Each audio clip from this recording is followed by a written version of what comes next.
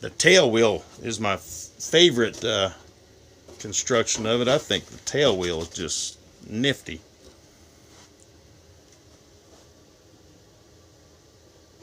How this rod and those clamps.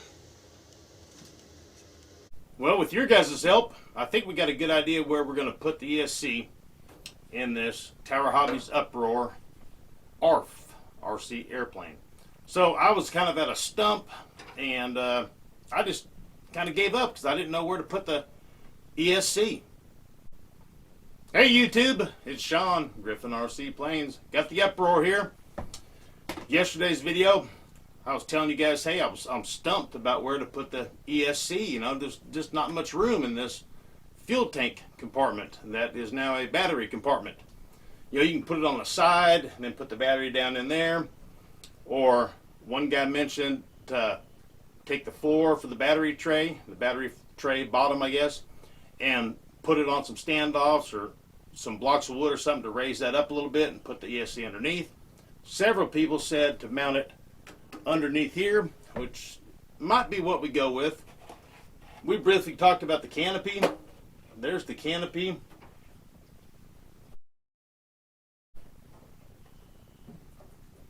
Plenty of room under there.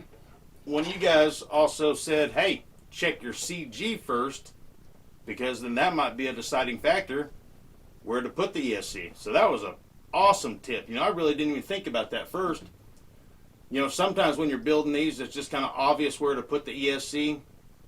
You know, a lot of times they got a motor box, and you can mount it to the side or underneath, and then the cowl goes over all of it, and that's just like a given. That's where the ESC goes, and then if your CG is off, then you add weight. But now, in this particular situation, because there's really no room, personally, for me to put the ESC in the battery compartment, or the directions do say where they suggest to put the ESC. Let me show you real quick. Connect the ESC to the motor and place the ESC in the compartment at the battery compartment ahead of the wing tube. So it's talking about right down in there. Well, there's not a whole lot of room right there. Plus, we'd have to build up the floor a little bit. But back to one of you guys saying, you know, put the whole plane together with the prop and, you know, the wings and whatever battery I'm going to use, and then try to figure out the CG. It might make sense to put it on the bottom here. I might need some weight up front, or it might need some weight in the back. In that case, maybe under this canopy would be good. So, give you guys a little tour here. So here's the parts I've got left from the Uproar. There's the servo mount for the throttle if you want with a glow engine. And there's just a couple pieces that we'll still need to finish the build. The rest is, I guess, if we went with the glow engine. Now, my friend Steve sent me this guy. This is a 40 size K&B, and it sounds like it's got some strong compression. And this plane came with a fuel tank, the mounts for the engine, plus I just showed you the other hardware in there to mount the servo for the throttle. And I don't know, let me show you guys the instruction manual again here.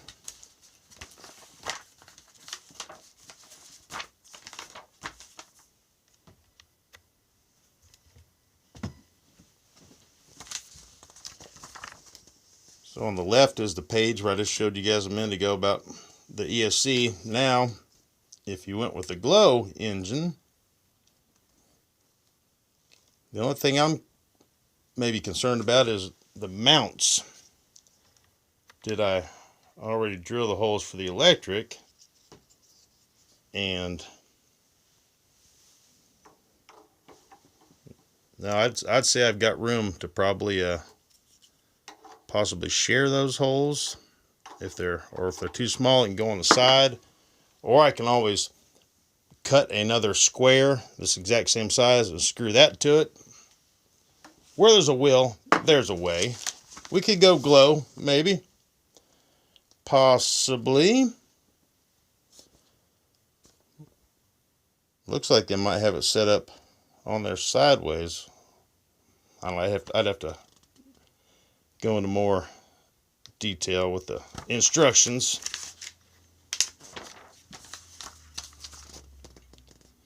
See if we can tell real quick if it's sideways or not.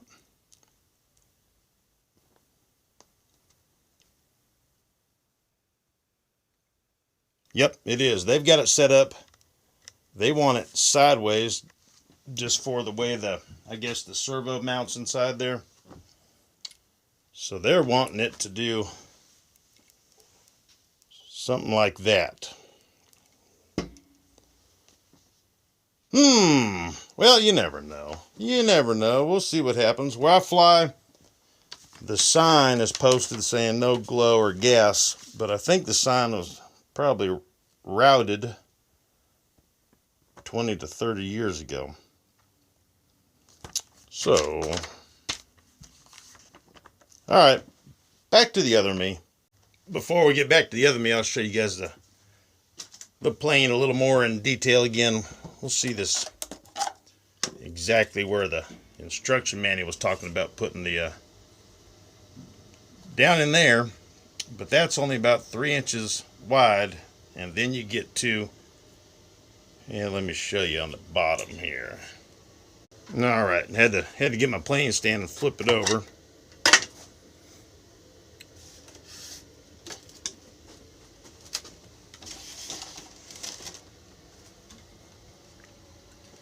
So where it was talking was right in this area right here.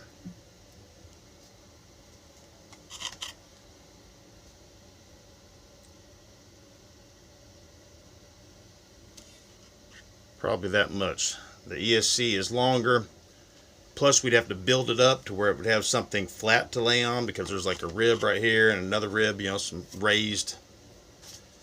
I think we're gonna do the CG thing like you guys suggested, and then figure out the placement. And I'm having a feeling that it's gonna go right there, which will be okay. It'll be all right.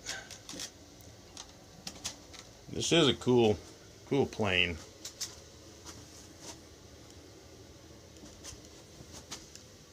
The tail wheel is my favorite construction of it. I think the tail wheel is just nifty.